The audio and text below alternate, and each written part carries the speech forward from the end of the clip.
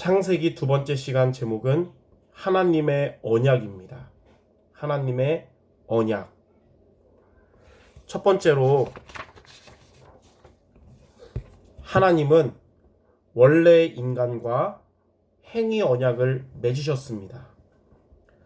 하나님께서 인간과 맺으신 최초의 약속은 창세기 2장 17절입니다. 선악을 알게 하는 나무의 열매를 먹지 말라. 내가 먹는 날에는 반드시 죽으리라.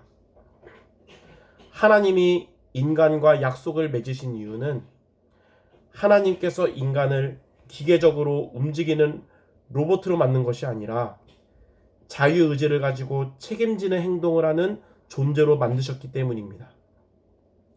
자유에는 항상 책임이 따릅니다. 책임지지 않는 자유는 자유가 아니고 방종인 것입니다. 그러므로 자유의지를 갖게 된 것은 축복이면서도 책임감을 가져야 하는 것입니다. 하나님은 인간에게 자유를 주시고 동산 중앙에 있는 선악과를 먹지 말 것을 명하셨습니다. 하나님은 아담에게 선악과를 먹지 말라는 단 한 가지 말씀만을 주시고 아담이 그것을 지키면 모든 축복을 누리며 영원히 살게 하셨고 아담이 그것을 어기면 모든 것을 잃어버리고 죽음에 이르게 하셨습니다. 이 약속을 가리켜 하나님이 인간과 최초로 맺은 약속인 행위 언약이라고 합니다. 그러나 행위 언약은 인간의 불순종으로 파기되었고 그 후로 모든 인간은 행위로는 하나님 앞에 설 수 없는 존재가 됐습니다. 두 번째 보니까 창세기 3장 1절에 마귀가 하와에게 이렇게 말했어요. 하나님이 참으로 너희에게 동산 모든 나무의 열매를 먹지 말라 하시더냐.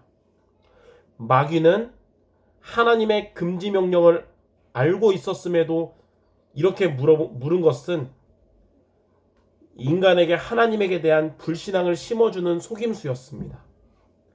사탄의 이런 불신앙의 말에 영향을 받은 하와는 하나님의 말씀에 대해서 흔들리는 대답을 창세기 3장 3절에 했습니다. 하나님의 말씀에 너희는 먹지도 말고 만지지도 말라. 너희가 죽을까 하노라. 이는 하나님의 말씀과 차이가 있는 과장된 표현입니다. 하나님의 말씀 창세기 2장 17절에는 선악과를 먹지 말라고 하셨고 정령 죽으리라고 하셨는데 하와는 먹지도 말고 만지지도 말라. 너희가 죽을까 하노라 라고 말한 것입니다. 하와는 하나님을 향하여 불신앙을 해서 하나님의 말씀을 그대로 받아들이지 않았고 이는 사탄의 유혹에 속고 넘어가는 틈이 되었습니다. 이러한 하와의 불신앙에 대해서 사탄은 네 번째 보니까 창세기 3장 4절 5절에 하나님의 말씀에 반대가 되는 거짓말로 하와를 유혹했습니다. 너희가 결코 죽지 아니하리라. 너희가 그것을 먹는 날에는 너희 눈이 밝아져 하나님과 같이 될 것이다. 마귀는 거짓말장이고 거짓말을 통해서 인류를 저주와 사망에 떨어뜨린 것입니다. 예수님은 마귀를 가리켜 요한복음 8장 44절에 이렇게 말씀하셨습니다. 거짓을 말할 때마다 제 것으로 말하나니 이는 그가 거짓말장이요 거짓의 아비가 되었음이라. 인간의 불신앙과 사탄의 거짓말이 합쳐지면 그 결과는 멸망입니다. 아담과 하와가 선악과를 이렇게 따먹은 결과 육신의 눈만 밝아졌고 오히려 그들의 영안은 어두워져서 하나님을 떠나가게 되었습니다. 두 번째로 하나님은 이렇게 범죄한 인간에게 은혜 언약을 주셨습니다. 하나님은 행위 언약을 깨트린 인간에게 말씀대로 바로 죽게 하지 않으시고 구원의 길을 주셨는데 그것이 바로 창세기 3장 15절 말씀입니다. 내가 너로 여자와 원수가 되게 하고 내 후손도 여자의 후손과 원수가 되게 하리니 여자의 후손은 내 머리를 상하게 할 것이요 너는 그의 발꿈치를 상하게 할 것이니라. 이 창세기 3장 15절 말씀의 의미는 여자의 후손이 사탄의 권세를 완전히 깨뜨리실 것을 믿을 때 사탄의 권세가 완전히 결박되어 떠나간다는 것입니다. 그분이 언약대로 사탄의 권세를 깨뜨리신 그리스도이십니다. 즉 하나님이 그리스도와 언약을 맺으셨고 인간은 이 언약을 믿으면 구원받게 되는 것입니다. 구약의 신자들은 이 오실 그리스도를 믿으면 구원받게 되었고 이 신약의 신자들은 오신 그리스도이신 예수님을 믿으면 구원받게 된 것입니다. 이것이 바로 은혜 언약입니다. 두 번째로 로마서 5장 19절에 한 사람이 순종하지 아니함으로 많은 사람이 죄인 된 것 같이 한 사람이 순종하심으로 많은 사람이 의인이 되리라. 행위 언약을 지키지 못한 아담으로 인해서 모든 사람이 죄인이 되었고 사망에 이르렀지만 은혜 언약이신 그리스도를 믿으면 누구든지 의인이 되고 생명을 얻게 되는 것입니다.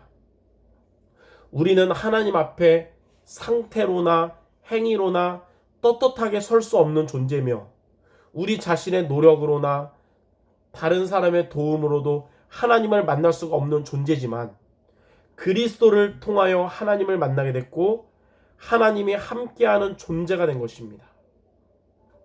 이처럼 하나님은 언약의 하나님이십니다. 하나님은 그리스도를 믿으면 구원하시는 은혜 언약의 하나님이십니다. 우리가 하나님의 은혜로 그리스도를 믿고 구원을 받게 된 것입니다. 자, 마지막 세 번째. 우리가 은혜 언약을 지키는 길은 무엇일까요? 창세기 3장 21절에 여호와 하나님이 아담과 그의 아내를 위하여 가죽옷을 지어 입히시니라. 하나님께서 동물을 잡아 인간에게 가죽옷을 지어 입히신 이 사건에는 두 가지의 의미가 있습니다. 첫째는 인간의 죄를 대신 속죄하시는 피제사의 원형입니다. 둘째는 장차 인류의 죄를 대신 담당하실 예수 그리스도의 죽음을 예표하는 사건입니다. 즉 가죽옷을 지어 입히신 사건은 인간의 죄를 대속하신 그리스도를 의미하는 피제사를 의미합니다. 로마서 3장 25절에 이 예수를 하나님이 그의 피로써 믿음으로 말미암는 화목제물로 세우셨으니 이는 하나님께서 길이 참으시는 중에 전에 지은 죄를 간과하심으로 자기의 의로우심을 나타내려 하심이니. 그러므로 피제사를 드리는 것이 하나님이 주신 은혜 언약을 지키는 길입니다. 피제사를 놓치면 아담의 첫째 아들인 가인처럼 언약을 잃게 되지만 피제사를 지속하면 아벨처럼 언약을 지키게 됩니다. 히브리서 11장 4절에 믿음으로 아벨은 가인보다 더 나은 제사를 하나님께 드림으로 의로운 자라 하시는 증거를 얻었으니 하나님이 그 예물에 대하여 증언하심이라. 피제사는 그리스도를 붙잡는 예배를 의미합니다. 예배를 통해서 우리가 그리스도를 붙잡는다면 우리는 은혜 언약을 지키게 되는 것입니다. 룩스 팩튼이라는 교회사의 위인은 이렇게 말했습니다. 그리스도가 없으면 기도도 없다. 그리스도가 적으면 기도도 적다. 그리스도가 많으면 기도도 많다. 영국의 역사학자였던 토마스 칼라일은 이렇게 말했습니다. 사람에게 내리는 재앙 중에 가장 큰 재앙은 예배 실패입니다. 그리스도를 붙잡지 못하는 예배는 가인의 제사처럼 하나님이 받지 않는 예배고 세상에서 가장 큰 재앙인 것입니다. 하나님이 주신 은혜 언약이신 그리스도를 놓치지 않도록 그리스도를 붙잡는 예배에 승리하시기를 주님의 이름으로 축원합니다.